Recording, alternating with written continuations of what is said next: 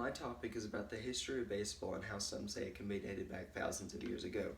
The history of baseball is unknown. While there are many different stories and rumors of exactly how it started, no one knows for sure. The most famous or well known rumor is that a man named Abner Doubleday invented the game in Cooperstown, New York in the summer of 1839. And the truth is, that's not even in the ballpark. A game was known to be played in ancient Egypt that used a bat and a ball, and many other ancient civilizations were also known to use and play games with these tools. Now, those games may not be played the same as everyday traditional baseball, but no one knows how close they were to today's version. The game's origin is known to be associated with town ball, which substitutes the bases for posts and let the hitter run without ever touching the ball first. A lot of people contributed to the general way the game was played, but it was not until a man named Alexander Cartwright wrote the official rules in 1845. These rules were even approved by Congress and put in place. The first recorded baseball contest took place a year later in 1846. Cartwright's Knickerbockers lost to the New York Baseball Club in a game at the Elgin Fields in Hoboken, New Jersey. These amateur games became more frequent and more popular. In 1857, a convention of amateur teams were called to discuss rules and other issues. 25 teams from the Northeast sent delegates. The following year, they formed the National Association of Baseball Players, the first organized baseball league. In its first year of operation, the league supported itself by occasionally charging fans for admission. Even though all of this happened in the colonies, the first truly official baseball game, which means it wasn't amateur anymore, was actually played in Ontario, Canada. A couple years later, baseball became the first official professional sport.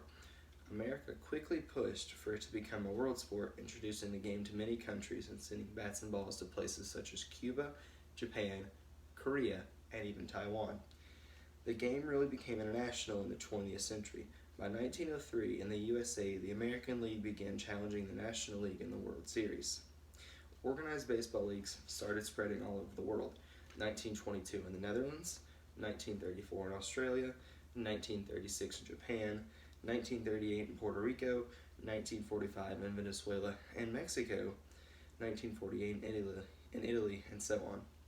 Going back a little bit, the first professional team is the Cincinnati Red Stockings.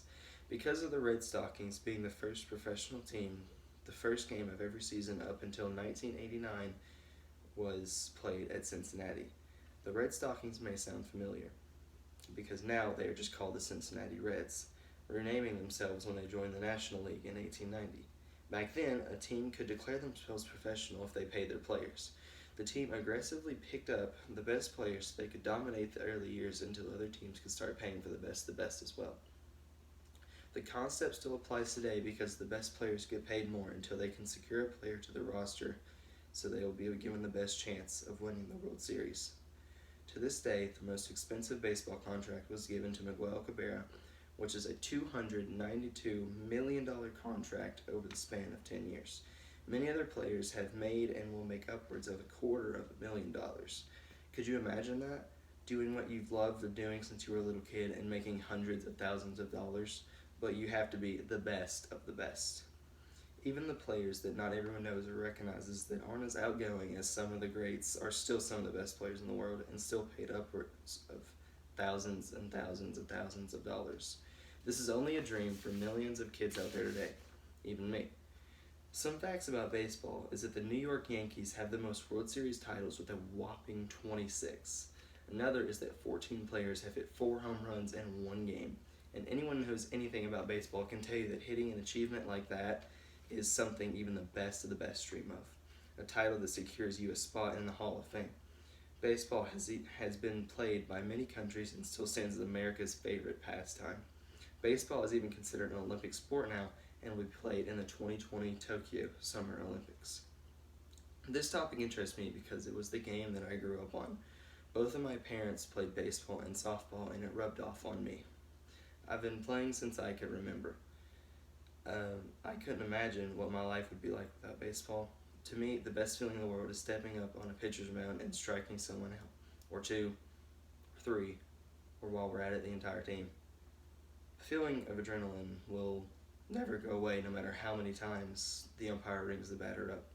Hearing a crowd cheer, no matter how many people are in the crowd, is enough to put a smile on my face. and that's just playing defense. Most people enjoy offense better because during offense, everyone gets the chance to nail a line drive to the outfield, giving themselves the same adrenaline I get when I strike someone out. Even though the chances of me making it to the major leagues is under 1%, and people putting me back in reality, the thought still lingers in the back of my head.